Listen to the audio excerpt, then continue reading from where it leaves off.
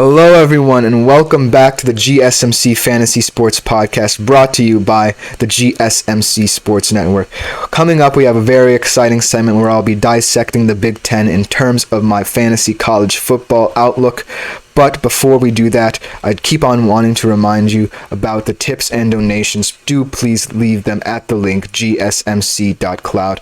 It's a huge support to everyone at the network, including me and my fellow podcasters doing their thing. So do leave whatever you can. It is greatly appreciated. Thank you so much for doing so.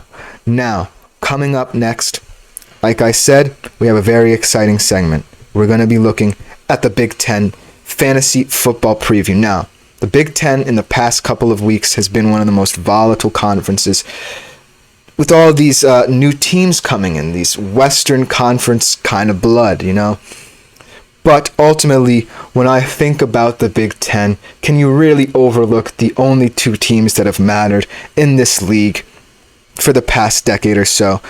That's right, I'm talking about the big boys up north in Ohio State and Michigan.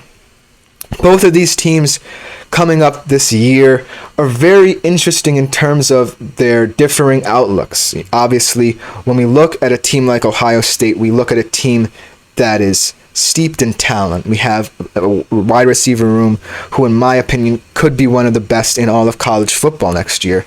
Whereas when we look at a team like Michigan, there are big questions not only in terms of who's going to be out there on the field, but how this coaching change from Jim Harbaugh, who had cemented Michigan as one of the premier Big Ten programs, beating Ohio State for the past 3 years, now transitioning to Sharon Moore, who kind of wants to continue it, but with what army does he choose to do so? That is the interesting question. But first, we will start off for Ohio State. They're probably going to be one of the top 3 teams in the country, in my opinion, and it all starts with the receiver rooms. We will get to Kyle McCord as a fantasy prospect in a minute, but I do want to talk very in depth about this exciting receiver room. Obviously, they do lose Marvin Harrison Jr., a guy who obviously is one of the most generational talents we have seen coming out of college to the Arizona Cardinals. I think he's going to go on to have a bright future in the NFC West. But that does not mean that there is no promise in this wide receiver room. On the contrary, there is a lot of promise here. And it all starts with returner Emeka Egbuka. While Marvin Harrison Jr. got all the plaudits last year, that was mainly due to the fact that Emeka Egbuka has had his injury concerns, but this year he's going to come back healthy, and he is going to be highly coveted on the fantasy boards come fantasy college football draft time. So Emeka Egbuka, obviously his production was limited, so his abilities is not translating to his stats because of those injuries. But ultimately, I think since he's the number 1 receiver returning to what I think is one of the younger receiving corps in college football, he is going to be highly coveted, both in real life. Look for Kyle McCord to always call his number close in games. He's going to have a very inflated stat line because of that, but also as one of the premier fantasy prospects in my mind. Now, transitioning to other members of this Ohio State receiver room, kind of a younger bent than we've seen in the past, starting off with returning sophomore Jeremiah Smith turning heads at the spring game. Obviously an early enrollee, very exciting prospect. We haven't seen him play in a real game time, but ultimately I think that from the glowing reviews we've heard from him from the Ohio State spring game, and what coaches have said about him, he's widely admired as one of the more coveted younger wide receivers in college football right now. Just his speed, his ability to catch the ball in any position, his catch radius. I think that ultimately Jeremiah Smith is going to be one of those players to watch as someone who's going to have a breakout season. I think that he is going to elevate Kyle McCord, who we will get to, I promise, in the future. But overall, I think that Jeremiah Smith is kind of the wild card of this Ohio State receiver room, and in terms of daily fantasy. Last but not least, Carnell Tate is an exciting freshman, just came in.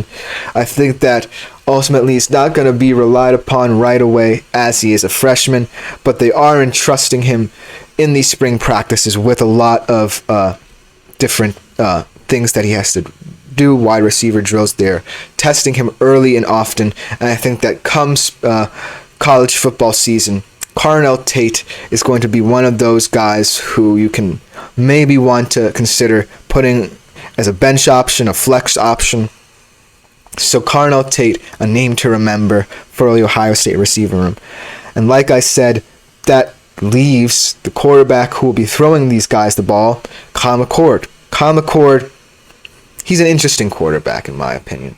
I think that Kyle McCord is not someone who is, that talented in terms of having one trait that stands out above the rest, but I do think he's a steady hand. I think that obviously he's not going to put up huge fantasy numbers, but he will put up huge fantasy numbers in terms of who he throws to. I think he will affect and inflate wide receiver scores rather than his own scores. So while Kyle McCord is a quarterback who I would shy away from in terms of fantasy, I still think he will inflate the numbers of his wide receivers because of their own abilities. But that should just about do it for Ohio State. Moving on to the other big team in Michigan, yes, the one with more question marks than answers right now because of the transition from Jim Harbaugh to Sharon Moore, but who they have in their quarterback room. They have one of the deepest quarterbacks rooms in the country, but also one of the most confusing, as there is no one just yet who I can confidently say they think is the starter. Out of those four, Jaden Davis, Alex Orji, Jack Tuttle, and Jaden Denegal, they have been saying that Alex Orji is the most likely to start.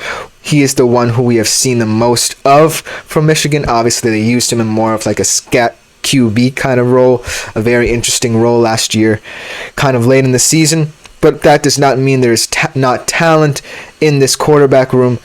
But as Michigan quarterback, as we saw with J.J. McCarthy, they really aren't going to be expected to do much. They have a very deep running back room in just one guy, Donovan Edwards. He can just make magic out of nothing. He's one of the best in the country at the running back position. But I think that the Michigan quarterback is a very interesting position, mainly because of the lack of depth that you see in a 4 QB room in college football, where you can point to teams in the SEC who have that depth.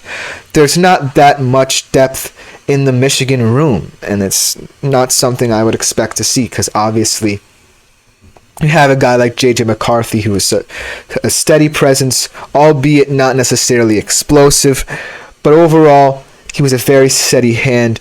And in terms of replacing him, I kind of feel like Sharon Moore would want to continue more with Harbaugh's style, which is to be more physical. So overall, while I'm looking at the Michigan quarterback as a very important position, I do think that it's not going to be a person who is coveted come fantasy draft him. I think the fantasy prospect on the Michigan Wolverines everyone should have their eye on is obviously Donovan Edwards. He's going to go very high in drafts.